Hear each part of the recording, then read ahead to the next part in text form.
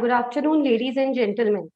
It is a pleasure welcoming you all to our webinar Budget 2023 Impact and Analysis. Today's deliberations will be focusing on the recent policy changes and proposals for direct and indirect taxes, impact and economic indicators announced by our Honorable Finance Minister, Ms. Nirmala Sitharaman, yesterday. Before we begin, I would like to give a brief about ASA and our speakers today. We are an accounting and consulting firm with a team of over 1,000 professionals spread across 8 offices in India. Besides a well-oiled network of national and international affiliations, we work with our clients, many from overseas, to help them set up offices and factories in India, find partners, take care of their audit, taxation, accounting, and business support requirements, GST advisory and risk advisory services, and help with restructuring and liquidations as well. Our speakers for today are Ajay Sethi, Managing Partner with over 32 years of experience. He provides vision and strategy to the ASA and also directs the advisory team which guide clients on potential business partners, joint venture candidates, and acquisition targets in India. He also advises on domestic regulatory matters, international tax treaties, business negotiations, and valuations. Sunil Arora is our partner taxation with over 22 years of experience. He is an expert in international taxation and advises companies on operation strategy in India, structuring issues, tax planning, avenues, expatriate taxation, due diligence, and devising transfer pricing policies and defending them before the tax authorities and affiliate bodies. Sandeep Gupta is a partner in accounting and business support and indirect tax. He has over 25 years of experience across industry and consultancy, setting up accounting systems and processes, cross-border treasury operations, M&A, and managing the outsourced finance function for various corporates. Himanshu Srivastav is a partner in business advisory and leads the Japan desk with over 20 years of experience. His responsibilities include end-to-end business strategy and project management directed at facilitating foreign investments into India and assisting foreign companies set up and operating in India. Before we begin with this engaging session, a few pointers for this webinar. Please note that all participants will be in listen-only mode throughout the webinar. If you have any questions or comments, please feel free to put them in the question sections in the chat box. This presentation will be followed by a Q&A round.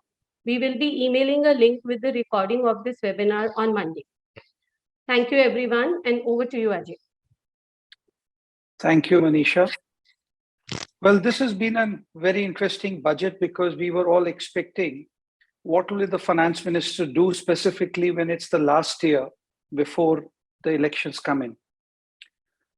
Last year, when we had done a booklet on the budget, my closing remarks were, if only the COVID would cooperate and behave.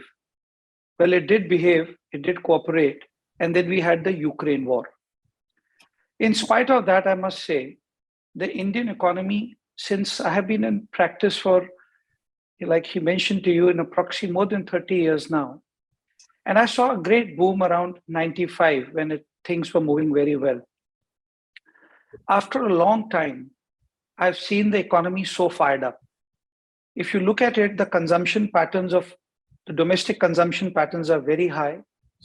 The GDP, which is now being shown at 6.4% by the IMF, and the survey which the government has done is showing somewhere between 6 and 6.8.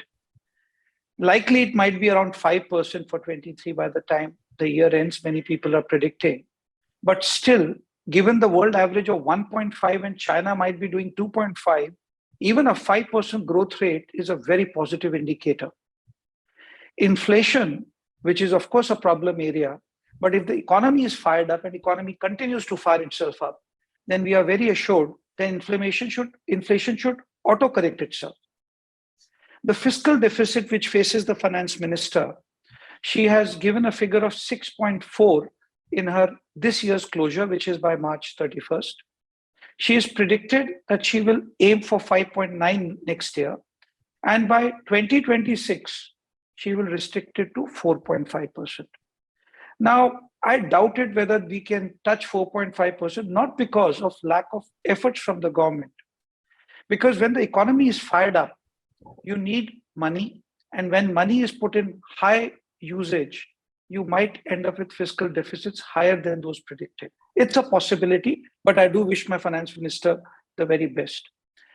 The budget this time, therefore, what was the direction? Frankly, she has not moved away from her blueprint she gave earlier, which she nomenclatured India at 100. She hasn't moved away from that part. Actually, if you see the direction of the budget, it is more or less there. I mean, the even nicer thing was that she stayed away from a long announcement of the budget. If you remember, she normally goes to nearly 3 hours, 2.5 hours. She's reduced it down to 1 hour, 40 minutes. So it's the direction of the budget and the presentation, both was very tight. Where did she focus? She focused on infrastructure, green growth. She's focused on areas connected with local manufacturing, neo growth sectors and agro sector. She's put a bunch of things. You know what she said, those 7 points in the speech and all, if you cut away all the flab, you will be left with certain very specific areas.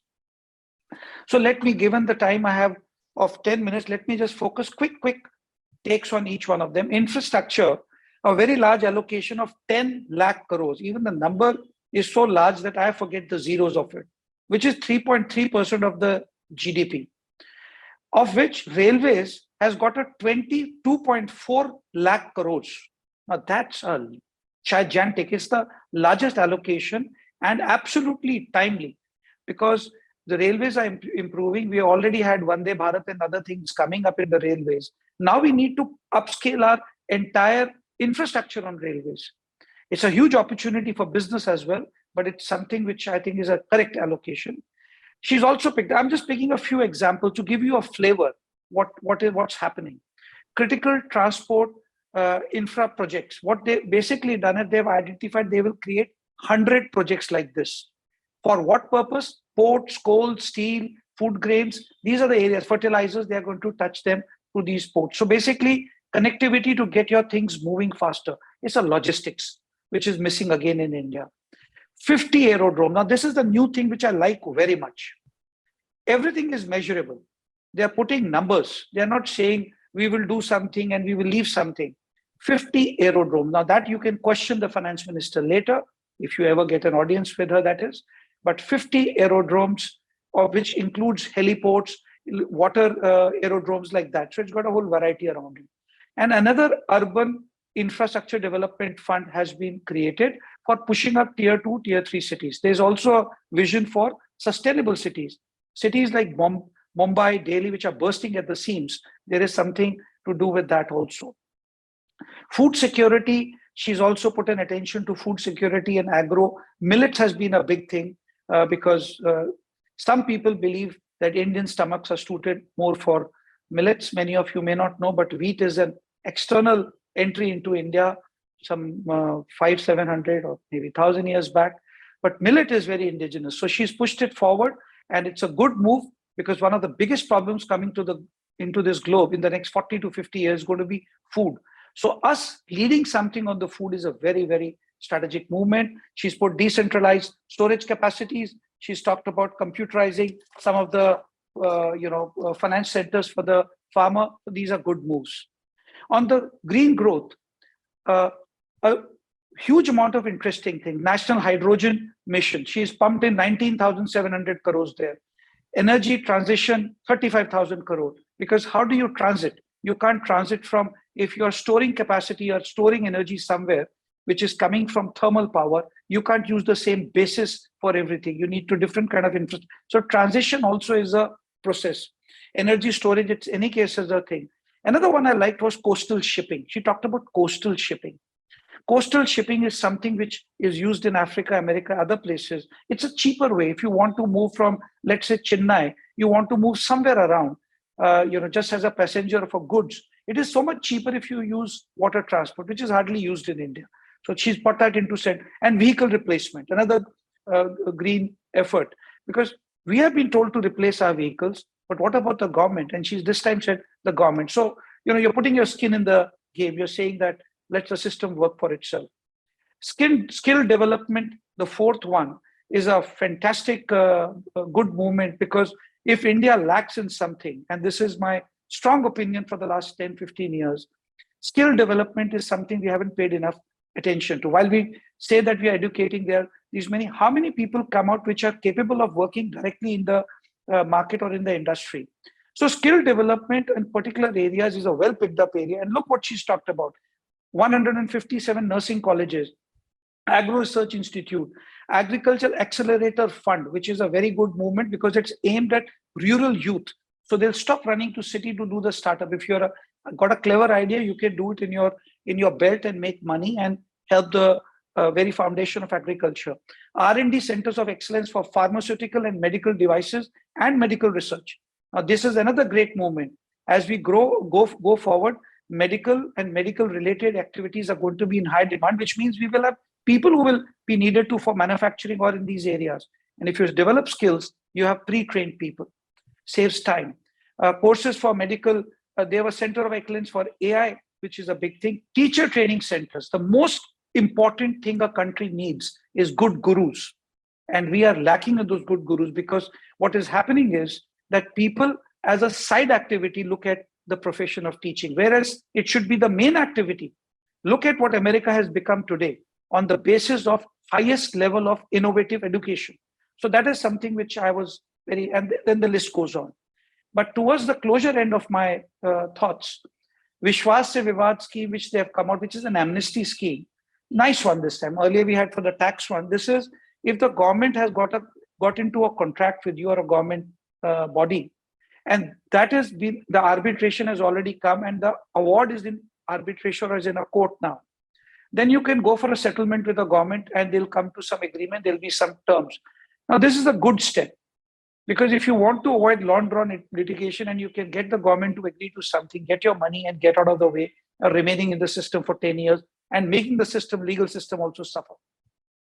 On the indirect tax, of course, my colleagues will speak much better on these areas on direct and indirect. But on the indirect taxes, I think the message is very clear: make in India. So a classic example is they've taken kitchen chimneys and put a higher rate. So if you're going to get kitchen chimneys from outside, you're going to pay a higher customs duty. But if you're a manufacturer and you get coils for making kitchen chimneys in India, then you're going to get a lower tax. So the message is very clear. This is what you should do. You get the components in and you build in India. Same has been the message with battery, lithium ion. Same is the message with some of the components which go into electrical vehicles. So it's a good move. The effect of this all will be seen in 5-7 years. Don't expect to see the effect of this in 1 or 2 years. You're going to see the fantastic effect of this Make in India efforts only in 5 to 7 years. Direct taxes, I think there was tinkering for the middle class. Middle class is a favorite voting bank of the BJP. So I'm not surprised, but that's where the maximum effect is there. Startups, they have extended the tax holidays for a year. And there have been other small changes like tax deduction. It's not tax deduction, it's the tax collection at source at 20%. If you, let's say, send money to your children who are living outside, not studying, not for hospitalization purposes for anyone, but if you're sending living expenses to someone or buying a property. Now, this may not affect business people and and professionals, because you already have to pay advance tax. So you just have to plan how much advance taxes you'll pay.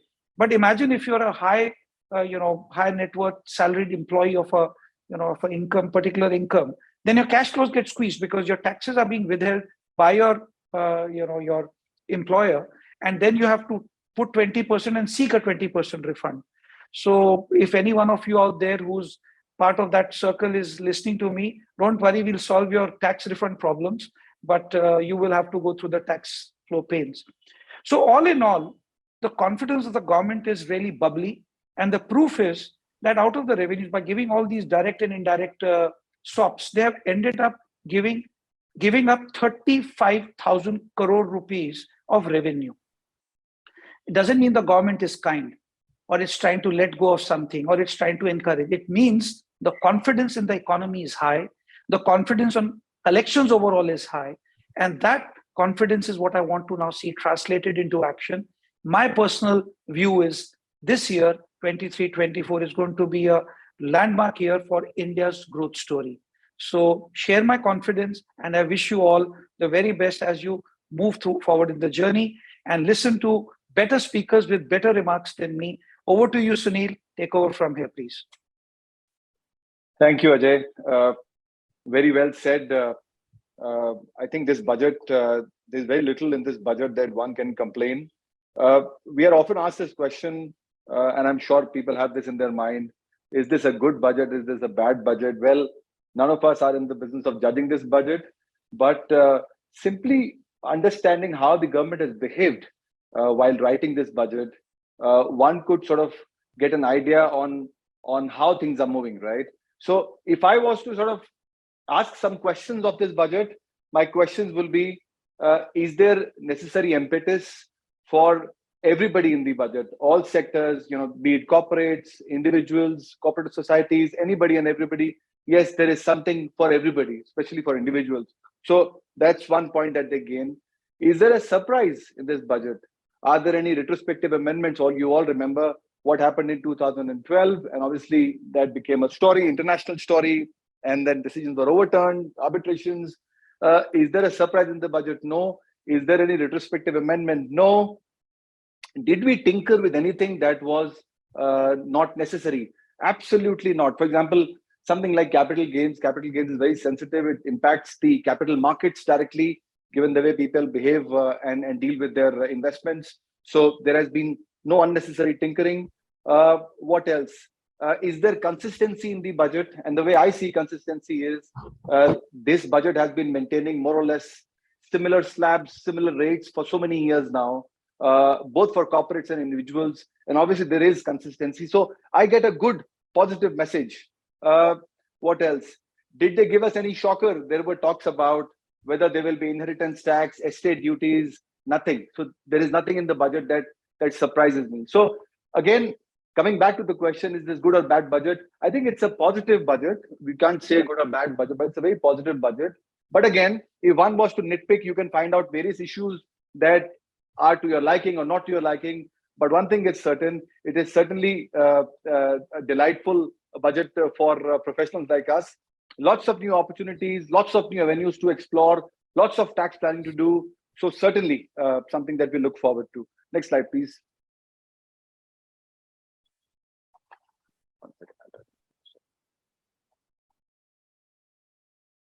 So what are the key proposals? I think the first proposal is the shift to the new tax regime. And this is something that everybody is talking about. Ajay also mentioned this in his opening remarks. And again, a very, very welcome step that the government has taken. So what have they done? First of all, they have not touched the old regime at all. It stays where it was, right? No changes at all, no changes to slabs, the tax rates, no changes to surcharges, nothing. So nothing at all.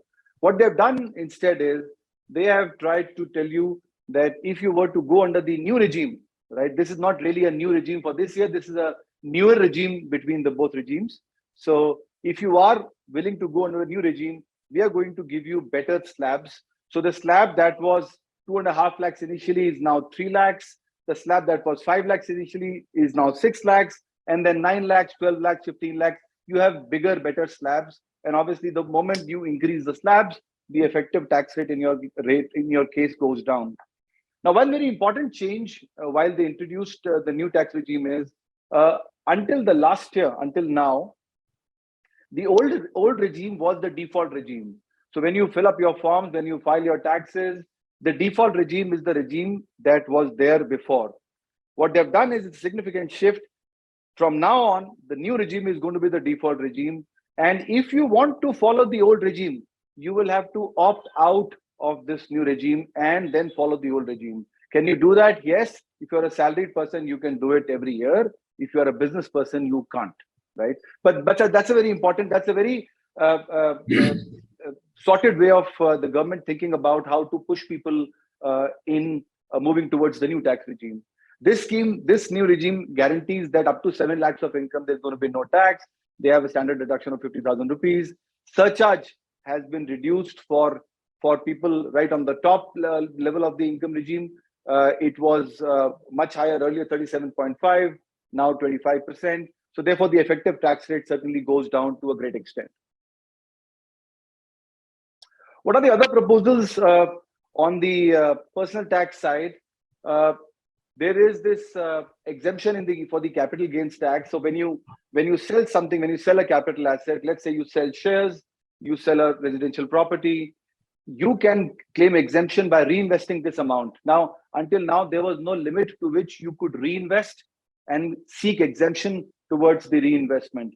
In this budget, what they've said is, they said this exemption was never aimed to go endlessly, to go into any number of amounts. So they said, we're going to put a cap of 10 crores for reinvestment. So let's say in a typical case, if your gain is long-term capital gain is 12 crores, and you willing to reinvest the entire 12 crores in a house property, residential house property, all the benefit that you get is restricted to 10 crores, and the 2 crores is something that you pay tax on, whether invested in the house property or not. High premium insurance policies, this has been a provision which was there earlier also. So if you get any monies, including bonuses from high premium insurance policies, the premium limit was 250,000 earlier. It's now enhanced to 5 lakhs. The moment you receive this money is taxed in your hands. Obviously, if you get this money upon the death of the person who was insured, there is no tax on this receipt. Valuation of perquisites, again, a change that was slightly unexpected. But what they've done now is, if you are in employment and you get a housing accommodation on concessional rates, or you get a rent-free housing accommodation, what they've done is they've said, we are going to relook at the formula on how this perquisite is valued, this benefit is valued. So for now, the good old rules have been done away with, and they're going to introduce a new rule, and we will know in due course how this plays for us. Again, a very important provision, and something that was bothering the government a bit. Now, in terms of Section 56, which is a very popular section, the reason I mention it, if there is a voluntary sum given by one individual to another, and the individual is not a relative, then the recipient of the monies is taxed on the amounts of sum that they receive. Now, there were a lot of instances where residents were giving monies out to non-residents, giving monies out to not ordinary residents, and not ordinary resident is a special status under the Income Tax Act. It's a residential status. So what they've done now is they've said, if there are any monies that the residents give to not ordinary residents, monies exceeding 50,000 rupees, monies to people who are not your relatives, so the payments are purely voluntary, we are going to tax that in the hands of the not ordinary resident. And for that, they have introduced a deeming provision. They said, even if you are a not ordinary resident, the money is going to be deemed to be taxed in India because it's sourced in India. Clear. Something more on the capital gains. This is a controversy that has been going on for ages, since the time I'm studying this subject. So if there is always a dispute on cost of acquisition of self-generated intangible assets. The government has put this controversy to rest. They're simply saying now that if there is an intangible asset that you have built, the cost of acquisition of that asset is nil, and any money that you spend on improvement of this asset is also nil. So there is no dispute going forward. One more provision: conversion of gold into electronic gold receipts. The government is trying to promote it. So all they are saying is, if you convert gold into electronic gold receipts through a recognized stockbroker or agents that the government has appointed, that conversion itself will not result into any taxability. And then there was a dispute regarding how the market-linked debentures that are there in the market, how they are to be taxed. Now there was a confusion whether they would be taxed as long-term or short-term. The government has put this controversy to rest again. They are saying any gains from transfer, redemption, or maturity of market-linked debentures is now treated as short-term gains and therefore taxed at normal rates of taxation applicable to you. Business income, a very important change. Again, I wonder why the government thought about this now, because this provision has been in effect for similar units, for example, STPIs and EOUs for many, many years now. Now, what they're saying essentially is they're saying there are special economic zones and they earn income out of exports that they do. And they've put a condition now. They've said there are two conditions by which you will be able to retain the tax holidays that you have. The first condition is that the monies, the export proceeds that you have must come back into India within a period of 180 days or 6 months, or as may be prescribed by the RBI. So you must get that money back into your account. That's very valuable foreign exchange for the country. So that's the first condition. The second condition is that you have to file your tax return on or before the due dates. So once you satisfy both these conditions, these SEZs can continue to avail their tax holidays. Otherwise, there could be a challenge there. The next provision is more on the oil and gas and EPC businesses. These are businesses that are eligible to avail the presumptive tax rates under the income tax law. Now, what they're saying is, what the controversy was that these businesses used to claim presumptive rates or presumptive taxation in 1 year and actual taxation when it benefited them in the next year. So what they've simply said is that you cannot cut the cake and have it too. If you claim, if you choose to fall in the presumptive scheme of taxation, there is no carry forward or set off of normal losses that you make in the business. So it's either presumptive or it's actual. If you're falling under presumptive, you cannot claim the carry forward and set off of business losses. Then there is some help for SMEs or MSMEs. What they've done is there is a turnover threshold available under presumptive taxation scheme. So what they're doing is they are saying if your turnover is 3 crores, which was 2 crores earlier, for a business, for a small business, and 75 lakhs for a profession during the year, provided your cash sales are very less than 5%, we are going to allow you to fall under the presumptive taxation scheme. How this benefits the individuals or the businesses, small businesses, is that if you are under the presumptive taxation scheme, you are not required to maintain your books and you are not required to get your tax audits. So that's a benefit. And if you want to avail the benefits, the condition is you do all the sales through recognized modes, no cash sales or very less cash sales. Again, one more help to micro and small enterprises. One caution here, this is only micro and small enterprises. This is not micro, small and medium enterprises. That's the definition terminology used in the memorandum in the bill. So what they're doing is they are saying the micro and small enterprises have suffered a lot in the pandemic. So one of the problems that they've had is that their payments had got delayed. So now they have casted a responsibility on the payer, every payer who is supposed to pay a micro and small enterprises. So the rule is, if you owe them money and this money is to be claimed by you as tax deductible as your expense, right? You can only claim this expense if you pay this money to them in time. And what is the time allowed? The time allowed is if you have an agreement with them, maximum up to 45 days. If you don't have an agreement with these micro and small enterprises, then maximum within 15 days. If these payments are not done, they will not be allowed as a taxable deduction in your tax return, or will be allowed only to the extent paid. Now, when you pay it later, after the 45 days or 15 days, whatever the case may be, this will be allowed in the subsequent year when the actual payments are made. Quickly on tax withholding, tax collection, some very critical changes. Listed debentures in dematerialized forms, again, a bit of a surprise. They have said, because this was exempt so far, they've said a 10% rate of withholding will apply.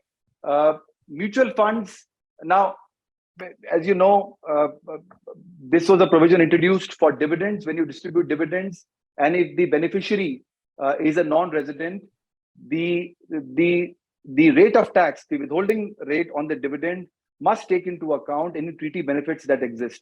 They have simply copied this provision to mutual funds. Now, when they distribute incomes to their unit holders, all they have to do is they have to look into the treaties, and if there are any benefits available or beneficial rates available in any form, these need to be made available at the time of withholding itself. Now, this is a very critical change.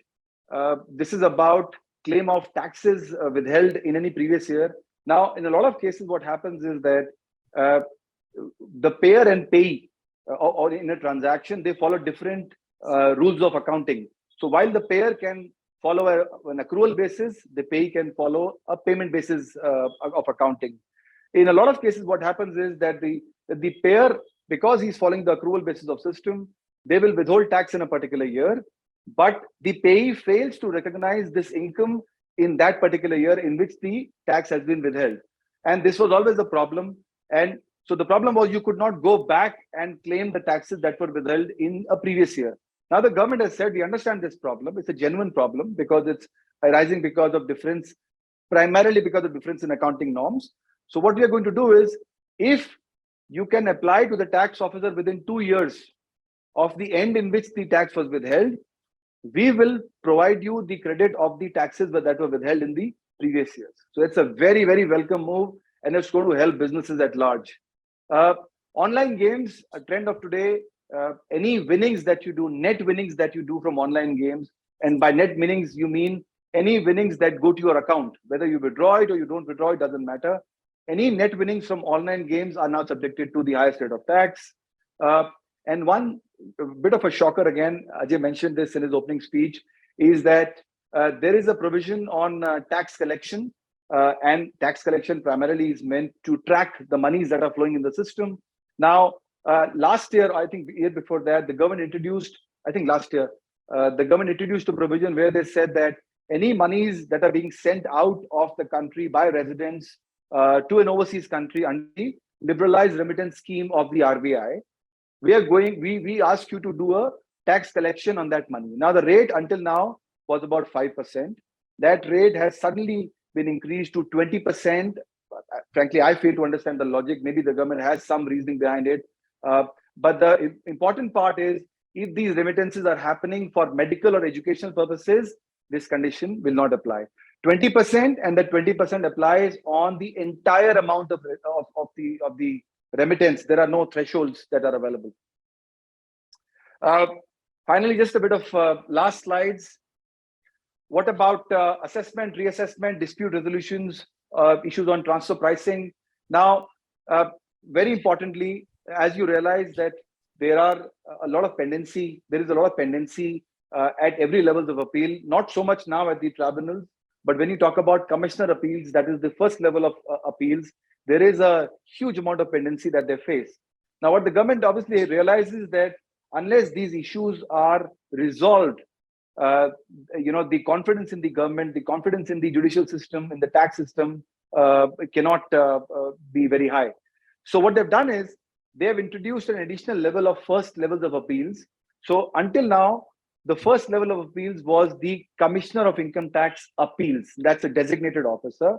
Now, even the joint commissioners, they're also known as additional commissioners, even the joint commissioners or additional commissioners can act as first levels of appeals, right? Besides the Commissioner of Income Tax. So the Commissioner of Income Tax remains, Joint Commissioner of Income Tax joins the bandwagon in terms of being in appellate authority. And what kind of matters will they hear? I think initially they will hear smaller matters, but obviously matters that the Commissioner of Income Tax is burdened with. But again, there's going to be an internal hierarchy how they're going to deal with the matters. But this is a very, very welcome change and will help in disposing all these matters quite quickly. Now, a bit of a setback.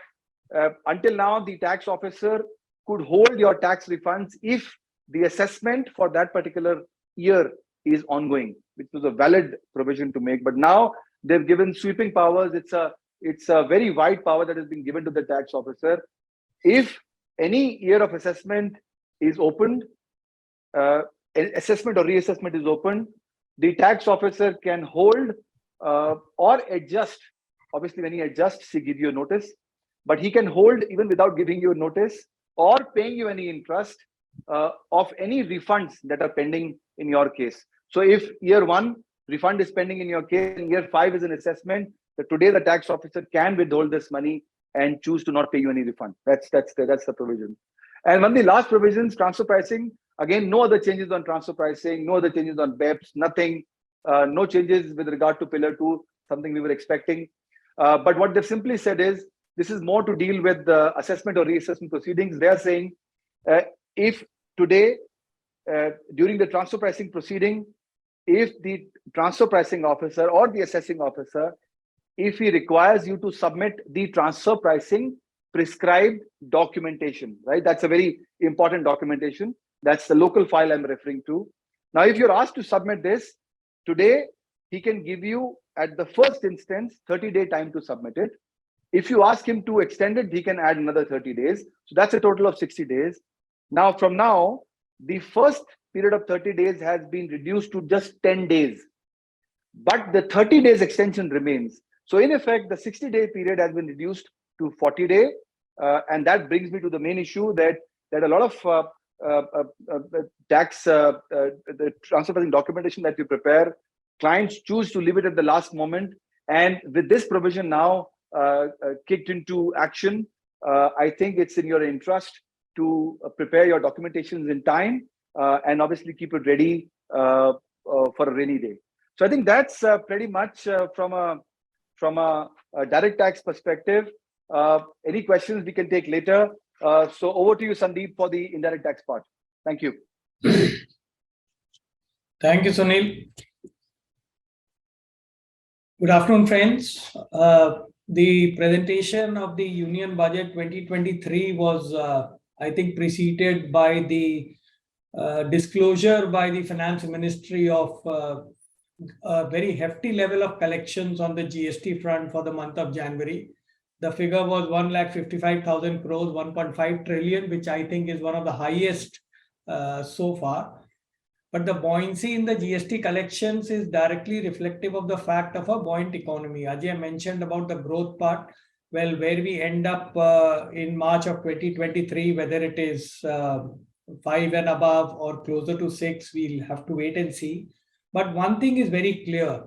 The way this budget has allocated the large amounts on infrastructure and railways, mentioned by Ajay also, it's a phenomenally large amount of allocation on infrastructure of 10 trillion and railways of 2.4 trillion. And all these are going to bring with them the opportunities, which is definitely, to my mind, going to result into a much, much higher collections on the indirect taxes front in 2024. So I would say that while the allocation has been made very judiciously and prudently by the Honorable Finance Minister, in case they are able to utilize these allocations, I think 2024 could be a game-changing year for the entire country.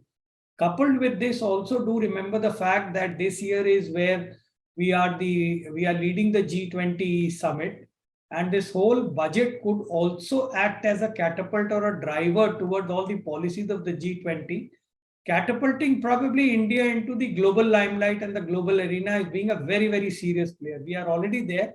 I think we are now rated as the world's 5th largest economy. But I think this year definitely would be a game changer. While you will always have naysayers saying that these are only tax ops and this is a populist budget because next year is also an election year, which we are all very eagerly waiting for, whether the present regime continues of governance or is there going to be a change in the governance structure. But every year I have been hearing from the renowned economists, there are for budget and there are the naysayers who say it's a populist budget. But without commenting on that, I will now take you through the indirect tax provisions which have been promulgated in the budget. Some of them are notified immediately. Some of them will come on a specific notification as on a date, and some of them will become effective on a presidential assent.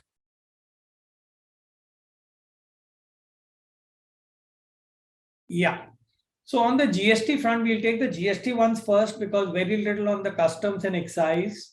On the GST front, quite a few welcome changes and quite a few stringent changes have been made in terms of ensuring better compliance. The first and foremost one is a welcome change, I would say, where they have made a relaxation from mandatory registration requirement for people who were otherwise not required to be registered based on either a turnover threshold or because they were involved into supplying exempt goods and services.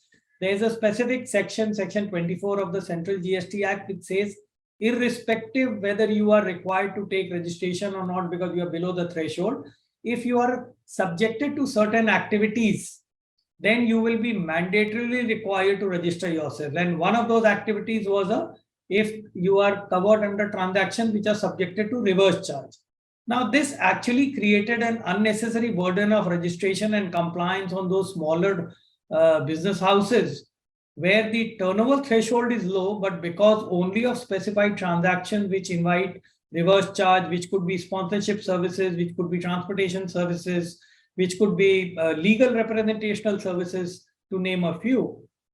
They had to go through that entire rigmarole of registration and following compliances. GST also has a provision that once you are registered, you need to follow that plethora of compliances irrespective of your size. So this, I think, is a very, very welcome change. And all those people would probably now be in a position to surrender their registrations if they are not required to register themselves otherwise. In terms of supply, again, this was one of the recommendations of the GST Council very, very recently. And while this could not be notified, they are now bringing it through the fiscal budget 23. It was a very litigious area. So there is a schedule 3 under Central GST Act, which says the list of activities mentioned in it will not be treated as a supply and will not be taxed under GST. So when it is a non-supply, the question of taxation doesn't arise. But they had missed out on a certain thing, which essentially was cross-border trading. So if you purchase goods from Japan and you sell it in Japan itself, there was a lacuna in the GST law for which you suffered the tax in India. Various litigations were ongoing onto it. This was recognized way back in 2019, but for whatever reasons, the government decided to put in a notification effective 1st February 2019, which means the transactions which happened before 2019 from 1st of July 2017, during this period, they were still continued to be under litigation. A very welcome change has now been made that such transactions which are in the nature of overseas merchant trading or high sea sales, effective 1st of July 2017, when GST was brought into picture, they will not be taxable. They will be considered as a non-supply. But they have also come out with a condition in this that in case tax has already been paid on these kind of supplies for whatever reasons, then the tax will not be refunded. So what has happened, but you will not be suffering any litigation and all ongoing litigation will die out. The other change which they have made is earlier there was a specific exclusion for taxing the transportation services where the destination of the goods was outside India, irrespective of the location of the supplier and the recipient both being in India.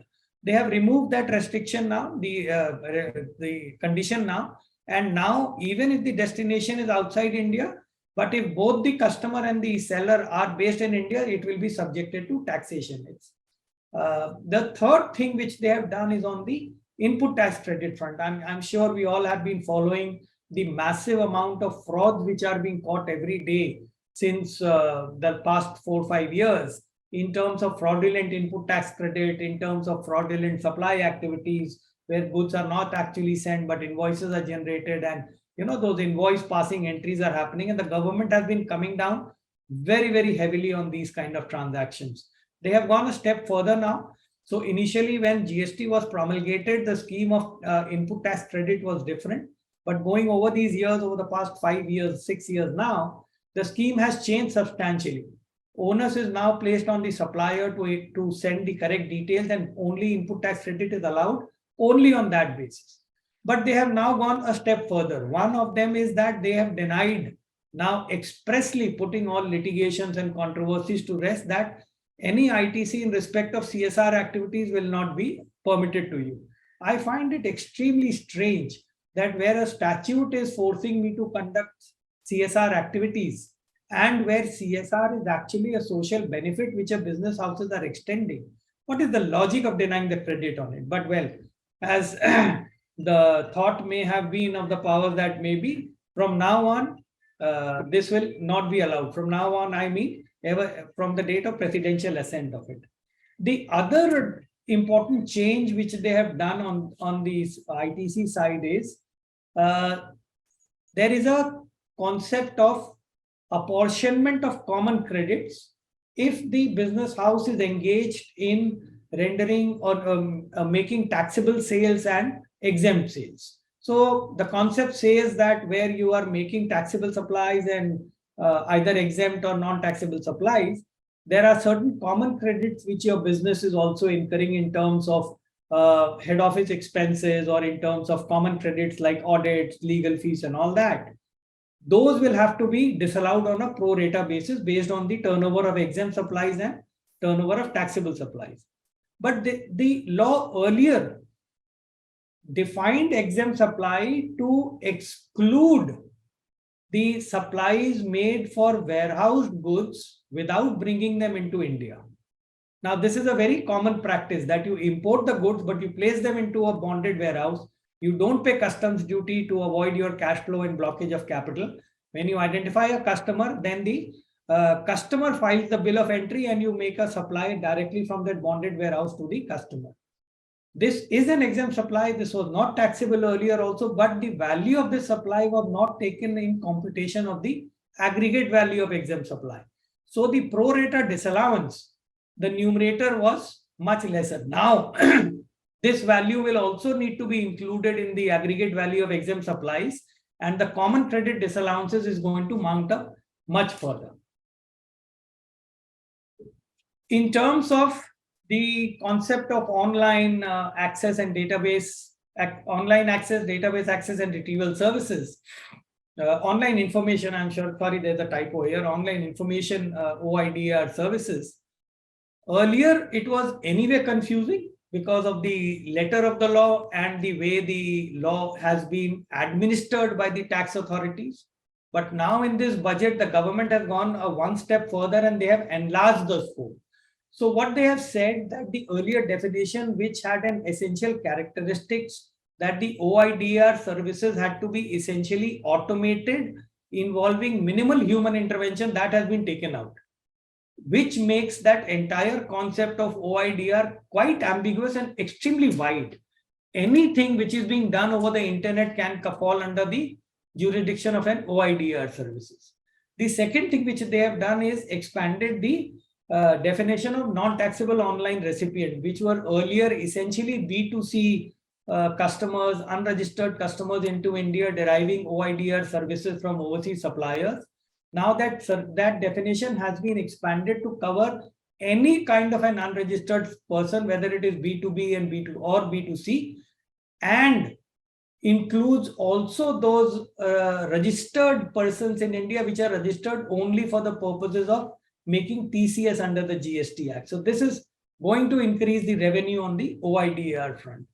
The e-commerce operator, which is becoming the boon for any society now. I mean, so much of business volumes are happening through e-commerce operators.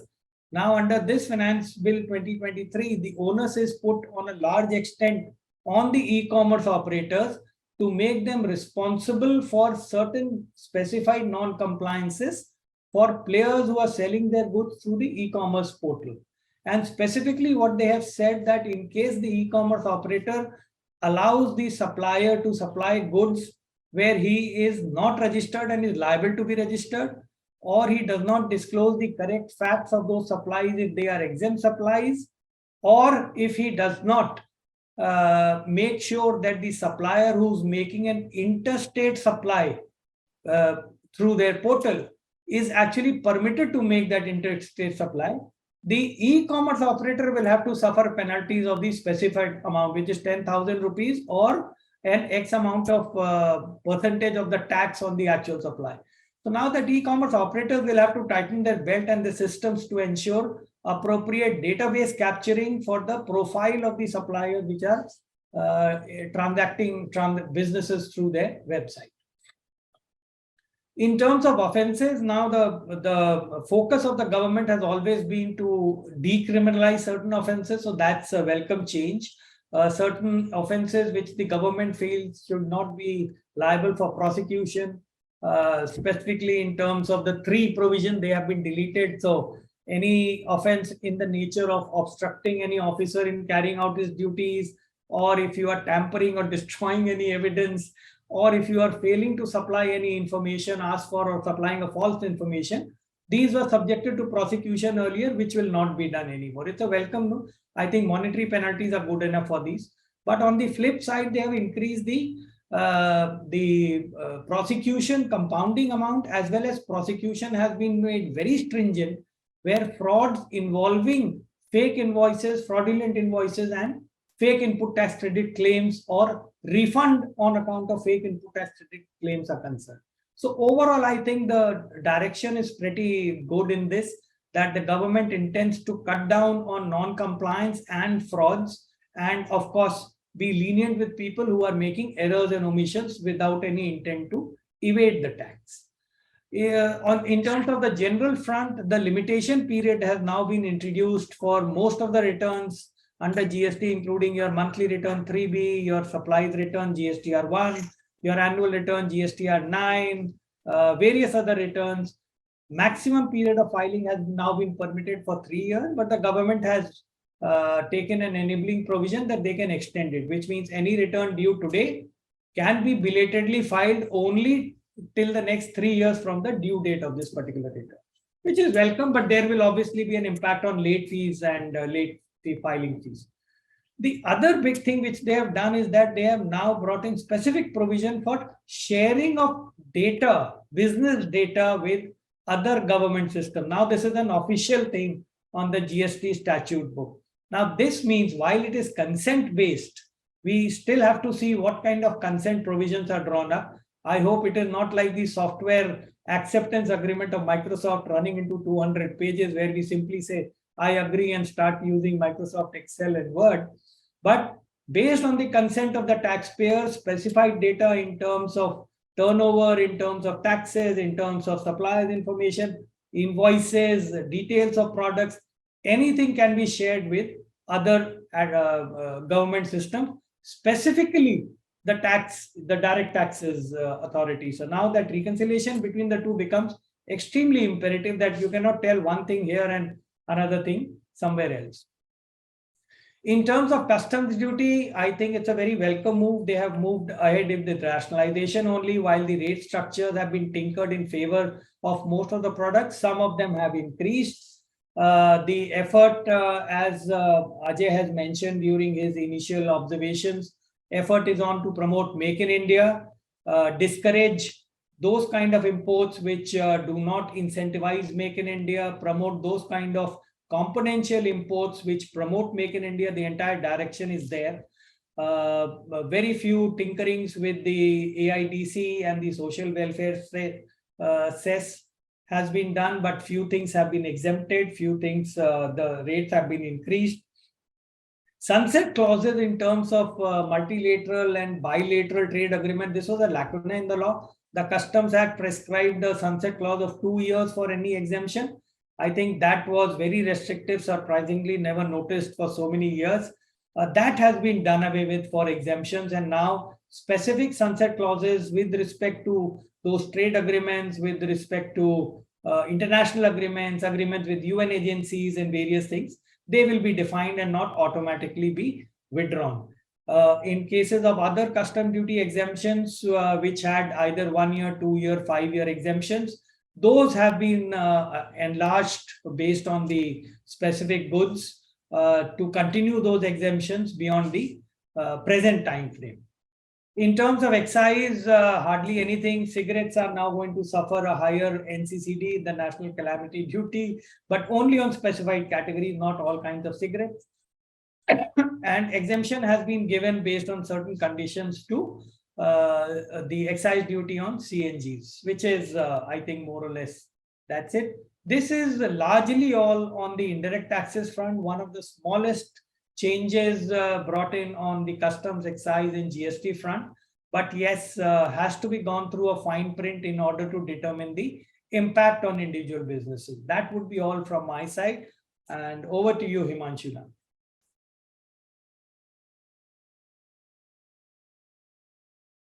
Thank you, Sandeep. Welcome all. I thank everybody for their time today.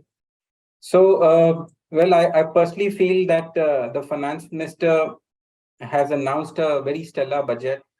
While the speech was shorter than the last year, but I think the intent and objective are and the measures announced in the budget are having a very far positive impact on the economy. I personally feel that the measures that have been announced in the budget will have a much more positive impact on the economy, and really it shows the maturity of our fiscal planning and fiscal policies. So in terms of budget, before I start, going into details, I would normally I would agree with Ajay's comment initially, is that these changes are not year to year. These have to be looked on in terms of a cycle of 2 to 3 years, 5 years, and 10 years. So while I started reading the budget, I did look into the previous year's budget speech of the finance minister. I can totally relate to what has been announced this while. And as we really announced the Amrit Kal in the last financial budget, which really marks the strategy for India at 100, I totally feel that this budget is complementing the total macroeconomic level focus of the government, while also capturing all the micro level economic inclusive welfare measures that have to be taken, and these have been addressed in this budget this while. Also, I feel that the continued focus of the government towards the digital economy, fintech, edtech, and tech, AI development, energy, primarily green energy, climate actions of India has made certain commitment at the global forum, and to create a very inclusive atmosphere. So in all, I would say that this budget is totally focused, and I agree with Sandeep, is not a populist budget, but it is focused on how to make our great nation greater. So, well, I really see the main pointers of the budget, as we all see, is primarily that there was 7 Saptarishis as it was announced, primarily into inclusive development, which really focuses on digital public infrastructure, creating agricultural accelerator fund, which means, as Ajay also mentioned, that allowing youth at rural areas to play with the idea and create more startups. This will really help in the implementation and entrepreneurship opportunities to the rural youth. Then, of course, certain measures in terms of clean plant program for horticulture, extending more allocations towards agricultural credit, so that India doesn't feel or experience food shortage as has been witnessed in recent times in the neighboring countries. So all this is coming to ensure that we will have a food security going forward. Plus, on the backdrop of COVID, I would say the government focus has not been diluted, and we are focusing more on our medical infrastructure, understanding and addressing very minute issues such as sickle anemia elimination program. Besides, there will be a national digital library, which will allow students and teachers at even remote locations to study quality content. Then there was a discussion about the last mile reach, wherein the government is trying to develop aspirational districts and block program. Eklavya Model Residential School, which itself is a very huge in its impact. That is, the government is trying to create 740 residential school, and also recruiting about 38,000 teachers. So that itself is very phenomenal scale. Water drought program is again a very, very important, basic fundamental issue related to certain drought-prone area. Then, of course, there were certain measures for senior citizens, and some I would say measures for people in the disadvantaged sector. So those things have been taken care. Besides, in terms of infrastructure and investment, I would certainly again agree with my fellow speakers that this budget has really not shied away in addressing the various requirement of various sectors, in terms that now is the time to invest in our infrastructure more, because we can survive with a fiscal deficit, but not without the infrastructure deficit. So probably I just should just go into the presentation.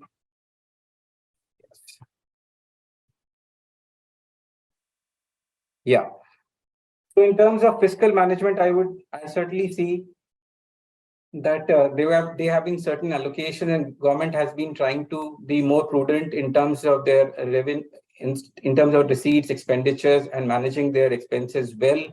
I personally feel that this is going to give a massive boost to the capital spending in the economy, and the whole focus of the government is right now to steer away from the negativity happening around globally, be it the outcome of Ukraine war or otherwise energy crisis globally, and also to ensure that our growth remains on the right track by way of necessary investment at the right stage in terms of infrastructure, so that we can witness, or we should be ready to take those measures which will ensure that we go forward in the economic direction. Then, in terms of infrastructure investment, I would say there have been certain announcements for urban housing, capital investment outlays, which is 4.5% of GDP, central and state investment partnership by way of 50-year interest-free loan to the state government, which is going to create further infrastructure led by state-owned priority issues. And this plan of infusing about $9.4 billion in creating critical transport infrastructure project is actually, I would agree that these measurable targets will ensure that we don't lag behind on these infrastructure issues. So this 37% rise in capex plus 13% rise in grant and aid, I certainly think that this will create a multiplier effect towards the future growth of the economy. And such spending would create a virtuous cycle of investment and employment within the country.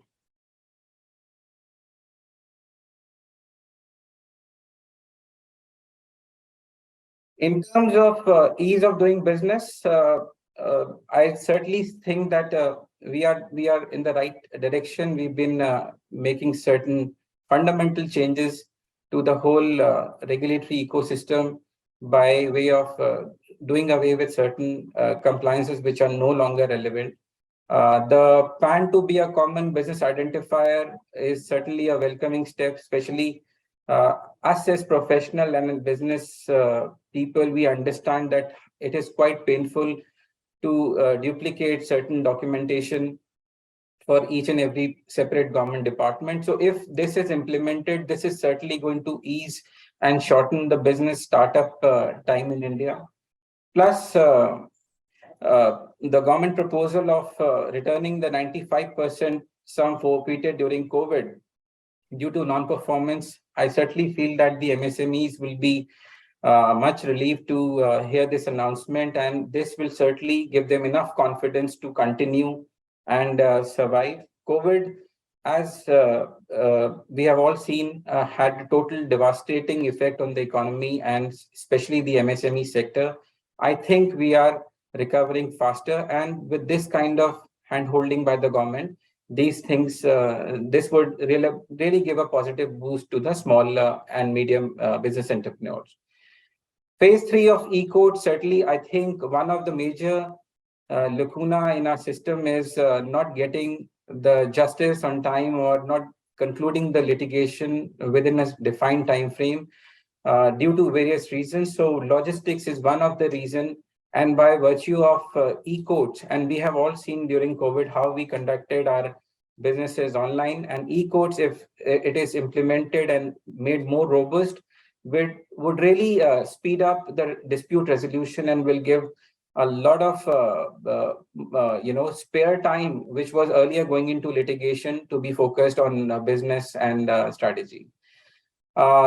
Yes, I totally agree that thousands of compliance requirements have been reduced over a period of 8 years, and certain recently certain provisions under the law have been decriminalized, which will give enough confidence. While we do businesses, we know sometimes the error or omission is not because of intent, it is because of lack of knowledge or because of various factors which limit certain filings or certain reporting on time. So decriminalizing these offenses would give more assurance to the businesses that they can continue without being unnecessarily burdened with liabilities, both in terms of finances and personal prosecution, etc. So we, my country is right now at 63rd ranking in 2022 in ease of doing business. I think with these all measures, we are certainly going to see a leap in our ranking by should be aiming at top 50, which I think is the intent of the government.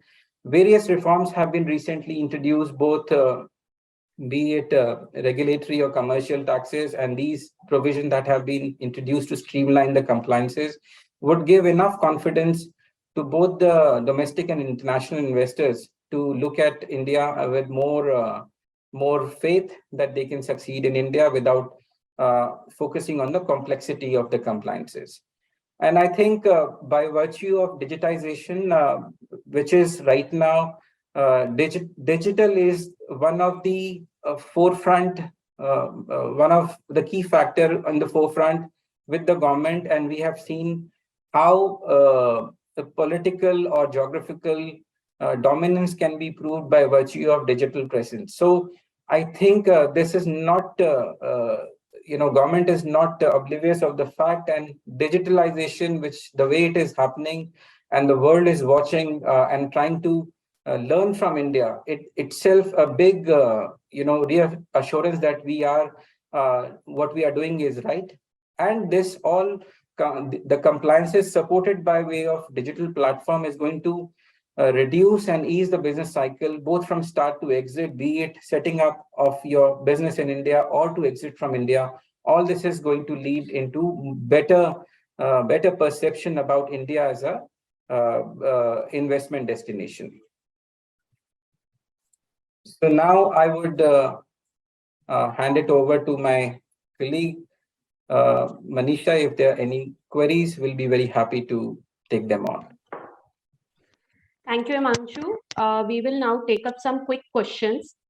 Ajay, there is one question for you. How do you see the foreign investor confidence building up in India? I think foreign investment is picking up already as I speak. As a firm, we are supporting a lot of foreign investments into India. So just to give an example, we had a drought of any new setups in the last 2 years. We hardly did any setups. I think in the first 3 or 4 months of from November onwards, we have had, I think, probably equivalent to 3 years setups which we have done. It shows the confidence. But taking it even further, I think more scientifically speaking than what we are doing, I think the spate of activities which the foreign direct investment is seeing, specifically from US, from France, and now Japan, and even Korea, is an indication of the positive vibe. And mark my words, we are going to see equal action coming in from Australia, where we have done the first harvest of the favorable trade agreement. UK is also looking very favorably towards India.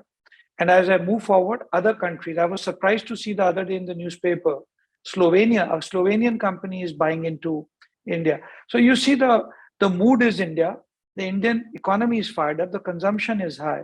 So I expect a lot of action within the next 6 months of this year itself to show that what will the next 3 to 5 years will be. Thank you so much, Ajay. And surely we will see a lot of movements from the foreign country. And as we all know, India is becoming a favorite investment destinations for the world. So we'll see a lot of movements from there. So my next question to you, Sunil, whether any investments made by non-resident VCs be tested for FMB conditions? Okay. I think any investment coming from the non-residents, earlier that was not subjected to the test of FMV, and this budget certainly has taken a big leap, and they have now said that the investments coming from non-residents into share premium, if they exceed the value of FMV, so the test effectively will have to be run. I think this is a move that one would not have expected. I'm not too sure how this is going to impact the investments coming into India. But I think given that this platform has been tested for a long time now, so all the investments from residents, for example, have undergone the test of the FMV. I think it's a tried and tested environment, and I don't think it should really bother any investors who are non-residents into Indian startups or Indian entities. So that would be my take on it. Thank you, Sunil. So now there is we have another question for Sandeep. What will be the impact of the retrospective amendment made in Schedule 3 on the ongoing cases or where tax has already been deposited? Yeah, so as I mentioned, where the tax has already been deposited, there is a very specific provision, it will not be refunded. But where the litigations are ongoing and the tax has not been deposited, even if the order has been passed by the either the jurisdictional authority or an appellate authority, all those can be rescinded. Okay, thank you, Sandeep. So my next question to Himanshu, what will be the impact on suppliers in automotive sector? Yes, it's a very important question. I think since we deal a lot with automotive component manufacturers and suppliers to OEMs, so I personally feel that the budget has a very positive, in fact, it will be very positive impact on the automotive sector. Especially the government has announced the replacement of passenger vehicles. Of course, this limit was there earlier. It has been now made mandatory for the government vehicles as well. So there will be good demand. Plus, in a way, this budget has been very liberal in terms of putting more money in the hands of individuals. So by lowering taxes or by way of promotion of consumption. So in a way, this would lead to more disposable income and accelerate more demand. Besides, I think I read through the provision and the custom duty. The government is trying to discourage import of component for automotive sector within India, and thereby trying to promote Make in India as a policy, which we've been following for last several years. And I think this less reliance of the automotive sector on import because of import duties would encourage localized manufacturing of the automotive parts in India, thereby creating a spiral of investments in India. And we've been witnessing, Ajay just mentioned, we've been witnessing a slew of queries in the sector, particularly, whereby now it will be more economical for foreign investors which are looking at domestic market in India and even exports maybe 5 to 10 years down the line to start their factories in India. So this would be my take. Thank you so much, Himanshu. I have seen Sunil has answered many of the questions online itself, but Sunil, there is one more question for you. Receipts from high premium insurance policies, aggregated premium of 5 lakh is per year or for the whole term of the insurance policy? No, certainly per year. Certainly these are called high premium policies because the yearly premium is higher. So this is certainly aggregate premium paid in 1 year. Whether you pay it monthly, you pay it quarterly, doesn't matter. Okay. So Sandeep ji, there is a question for you. In the ITR, if the books of accounts are not maintained, how to report those figures? And GST department also in some cases reports books of accounts. See, Income Tax Act and GST are two separate legislations. So the individual requirements will have to be fulfilled. While under income tax, there is a scheme of presumptive taxation. So maybe the requirement of books of account may not arise. The tax return also will not forcibly ask you to put in the GST numbers, but we will have to wait and see for the forms there. But under GST, if you are registered with GST, there is a mandatory requirement to maintain books of account for every branch. So you can't escape that from a GST authority. Okay. So, yeah, Sunil, there is another one for you. If I remit money to my son in the US to help him make a down payment on his mortgage, do I need to pay tax on this? So sending money is one transaction, which is where it's a transaction between relations, and I don't think there will be any tax implications on just the sending money part. There could be a TCS requirement, and I'm not sure about it. We'll have to read through the LRS, the regulations, but there could be a TCS requirement for these monies sent outside of India. There could be a TCS requirement. That would be my take. Okay.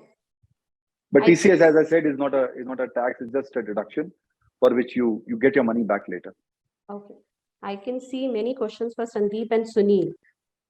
So, Sandeep, there is another one for you. Independent directors receiving sitting fees received under reverse charge will be now exempt from GST regimen. They can cancel their GST registration.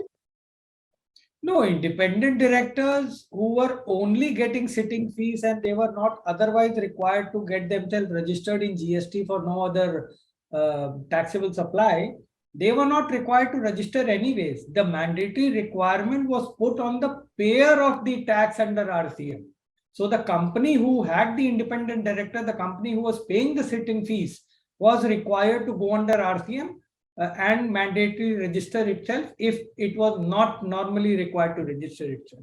So even today, I would say even before the amendment, if the independent directors have taken a voluntary registration, you can surrender it. All right.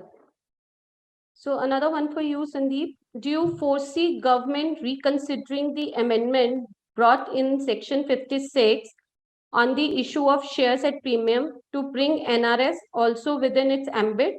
If not, what impact do you see on the economy? Any impact on TP of this amendment? I believe this would be for Sunil. For Sunil, yeah. Yeah. So I think it's a similar question. I've answered a bit of it in the past in one of the earlier questions.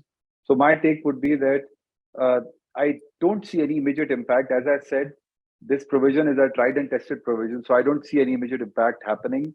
The transfer pricing obligations would arise only if the transaction is happening between related parties and not otherwise. So transfer pricing is sacrosanct. It's not interfering in Section 56 unless it's a related party transaction or a deemed related party transaction. So just to answer the question, no, not the impact, not something that I can see in terms of impact. In terms of investments, I don't think so. I think investors that look at India as an attractive market, this is certainly not a detriment in terms of their investments into India. They have high risk-taking capability, appetite, and depending on the product they're investing into, I think that should be okay. On transfer pricing, I've already answered. If there is no relationship, there is no transfer pricing. Okay. Sunil, I believe audience is confused between all regime and the new regime. So they are still struggling, which is advisable to go for. And a new regime is discouraging the habit of saving amount the individual as no deductions are available. Then how you see the new regime in future? New regime in future. This is. I think this is what the government is trying to sell you, right? They have not taken away the right to go into the old regime. And you see, where are the benefits really sitting? The real benefits are sitting for lower to middle income group.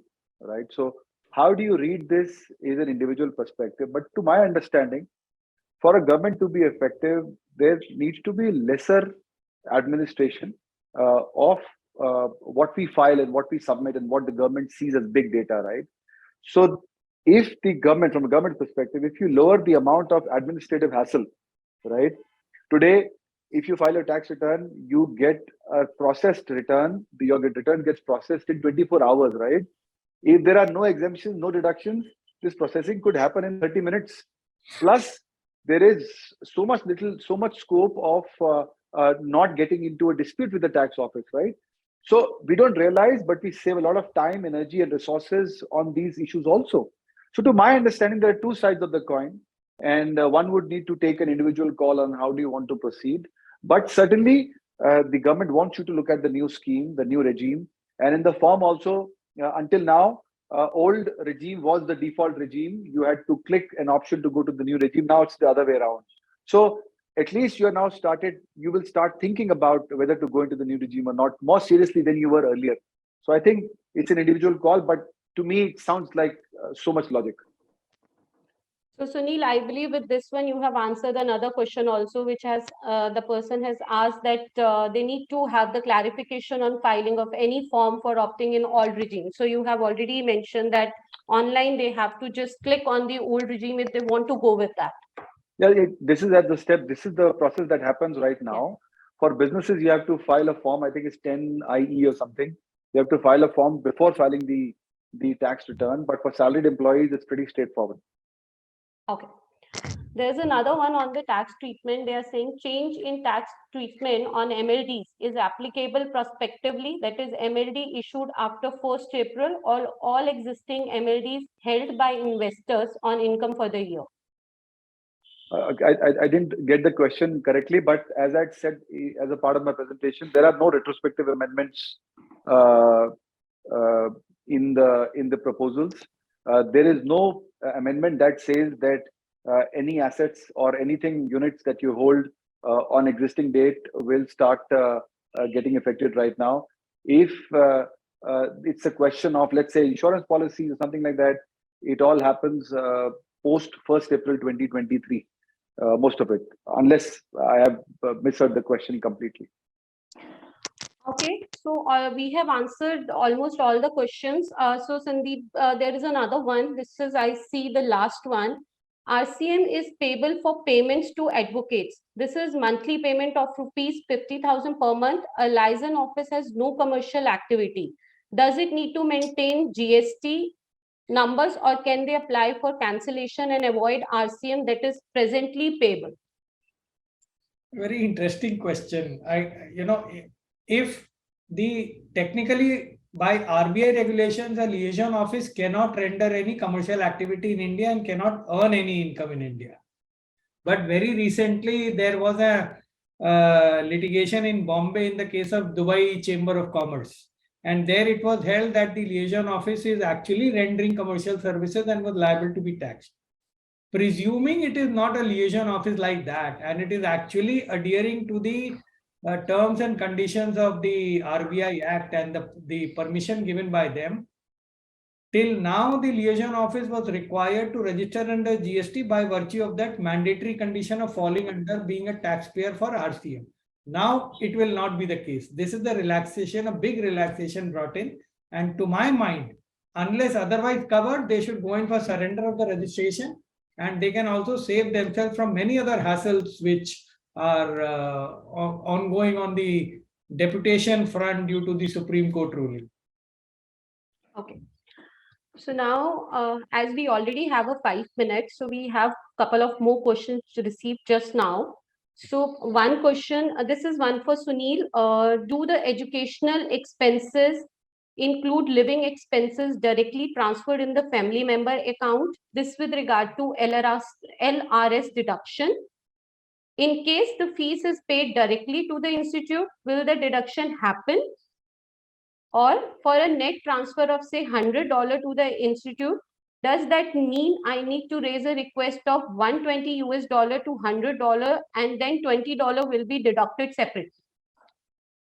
I'll answer the last one first. I think the understanding is correct. That is how we think the authorized dealer will be able to hold on to the TCS. So if there is a grossing up that needs to be done, 100 plus 20 for effective transfer of 100 outside the country, most certainly 120 will have to be expended, made available. In terms of monies transferred to accounts of family members, for any purposes, I think LRS should apply. Whether the education expenses include living expenses, yes, no, very difficult to answer. The Income Tax Act is not sort of trying to address these issues. All they are saying is we are following, if you are following any remittances or doing any remittances under the LRS scheme, this is what we want to do, you to do in terms of TCS. They are not defining what is covered under the LRS. All they are saying is these two expenses, no TCS. Other than that, any remittances that you make for travel, for other purposes, this is what is going to happen. So one would have to look into the LRS scheme, what it allows, what it doesn't, and what purpose it, what is the nomenclature it gives to every remittance.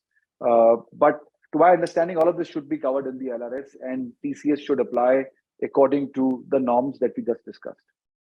Okay. So last question of the evening. Does a NRI have to have an Aadhaar card when starting a business in India? If income is in the first year is less than rupees 5 lakh, does he need to file IT returns? I think NRI, for an NRI, depends on where the income is sourced from. But I think he will need, since the question is an Aadhaar card, I think he will need Aadhaar card in any case for his FRRO, if that is applicable in this case. So I'm not too clear on under what circumstances and how is the individual relating the Aadhaar to the tax filing. These are two separate issues. So Aadhaar is a separate requirement. As far as the tax filing is required, below 5 lakh, certainly not required. So that answers the second question. On the Aadhaar side, I think he will require it nevertheless for many other purposes also, if not only for tax purpose. All right. Thank you so much. We come to the close of our session. Thank you, Ajay, Sunil, Sandeep, and Himanshu for taking us through this interesting and informative session. Thank you, everyone, for being such a wonderful audience. We hope you have benefited from this session. Every year, we come out with the budget synopsis. The link for the budget synopsis is already there in the chat box. You may like to download the same for the digital copy, or you may visit our website www.asa.in and you can download from there itself. We have tried to cover almost all the questions. We still have some unanswered and shall be replying individually over email. And of course, if you may have any further question, do reach out to us at manisha.sachdeva@asa.in. Thank you so much and have a great week ahead. Thank you. Bye-bye. Bye. Thank you. Thank you. Thank Thank you, you. Manisha. Thank you all. Bye.